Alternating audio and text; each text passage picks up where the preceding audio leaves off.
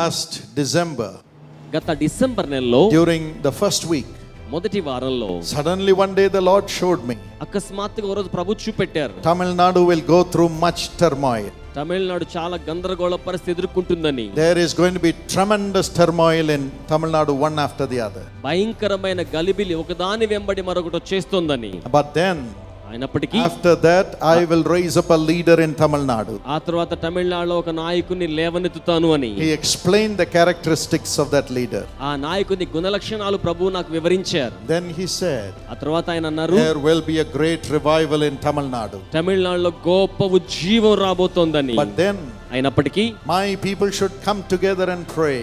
నా ప్రజలు కలిసి వచ్చి ప్రార్థన చేయాలి. That is the only solution. అది ఏకైక పరిష్కారం. God has a solution. దేవునికి పరిష్కారం ఉంది. And within a few days, కొద్ది రోజుల్లో I requested all the pastors, the heads of denominations, the missionary organizations, the medical organization, the hospitals and so on. We had a glorious meeting December 19th. December 19వ తేదీ మహిమయుక్తమైన సభ జరిగింది. Whole day all humbly fasted and prayed.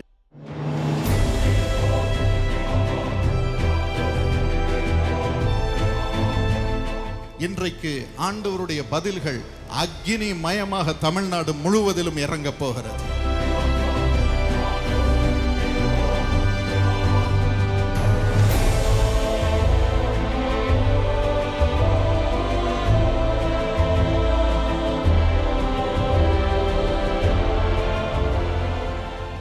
The Lord showed me Isaiah 43:19. ஏசாயா 43:19 கர்த்தர் எனக்கு காண்பித்தார். See, I am doing a new thing. இதோ நான் ஒரு புதிய காரியத்தை செய்கிறேன். Now it springs up. இப்பொழுதே அது தோன்றும். Now it springs up. இப்பொழுதே அது தோன்றும். Now it springs up. இப்பொழுதே அது தோன்றும். I am making a way in the desert and streams in the wasteland.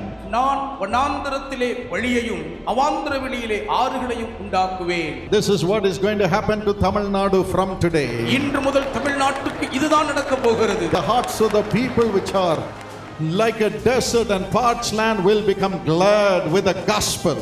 சுவிசேஷத்தினால் வனாந்தரத்தையும் வறண்ட நிலத்தையும் போல் காய்ந்து கிடக்கும் மக்களுடைய இருதயங்கள் எல்லாம் செழிக்கும். And the greatest thing is, இதில் மிகப்பெரிய காரியம் என்னவென்றால், Tamil Nadu and the people of Tamil Nadu will rejoice greatly and shout for joy because they will see the glory of our Lord. தமிழ்நாடும் தமிழ்நாட்டு மக்களும் நம்முடைய கர்த்தருடைய மகிமையை காணப்போகிறபடியினால் அவர்கள் மிகுதியாய் செழித்து பூரித்து ஆனந்த சத்தத்தை The splendor of our God. நம்முடைய தேவனுடைய மாட்சிமையை காண்பார்கள். This is the plan of God for Tamil Nadu. தமிழ்நாட்டை குறித்த தேவ திட்டம் இதுவே ஆகிறது. This glory and the splendor of God will come into the governance of Tamil Nadu. இந்த தேவனுடைய மகிமையின் மாட்சிமை தமிழ்நாட்டின் அரசாங்கத்தின் ஆளுகையில் வரும். It will come into the ministries and the churches of Tamil Nadu. தமிழ்நாட்டின் ஊழியங்கள் திருச்சபைகளுக்குள் இது வரும். Social organizations, எல்லா சமூக தொண்டு நிறுவனங்கள், medical institutions, மருத்துவ நிறுவனங்களுக்குள்ளே, educational institutions, கல்வி நிறுவனங்களுக்குள்ளும் வரும். and everywhere people will see the glory of God. எவ்விடமும் மக்கள் தேவனுடைய மகிமையை காண்பார்கள். கர்த்தருடைய ஆவியானவர் சொன்னார், கர்த்தரை கனம் பண்ணும் பாலிட்டிஷியன்ஸை கர்த்தர் இணைக்க போகிறார். அவரை நேசிக்கும் ஒருவரை அவர் தலைவராக நியமிக்க போகிறார். அது ஒரு ஆணாக இருக்கும், தலைவராக நியமிக்க போகிறார். ஒரு புது காரியத்தை செய்வேன் என்று சொன்னீர். இன்று புது காரியத்தை செய்யும் ஏசப்பா, செய்யும் அப்பா. In the governance do a new thing, Lord. New thing, Lord. Make a way in the desert, oh God. தமிழ்நாடே மறுரூபமாக்கப்பட போகிறது. அதற்கு தான் ஒரு புதிய காரியத்தை நான் செய்ய போகிறேன் என்று தம்பிக்கு ஆண்டவர் வெளிப்பாடு கொடுத்து அனுப்பி வைத்திருக்கிறார்.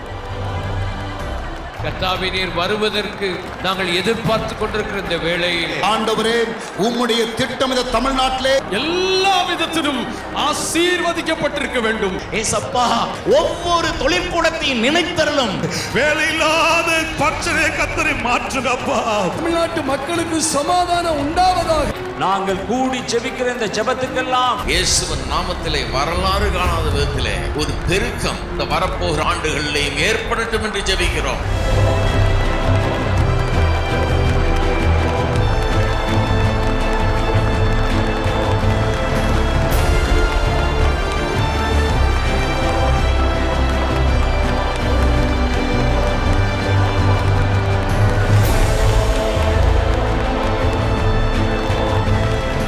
as we gather together and pray in one accord today. இன்றைக்கு நாம் ஒன்றாக கூடி வந்து ஒரே மனதோடு ஜெபிக்கும்படி God will hear from heaven today, பரலோகத்திலிருந்து இன்றைக்கு தேவனும் சத்தத்தை கேட்டருளுவார். and He will heal the land. அவர் தேசத்துக்கு சேமத்தை கொடுப்பார்.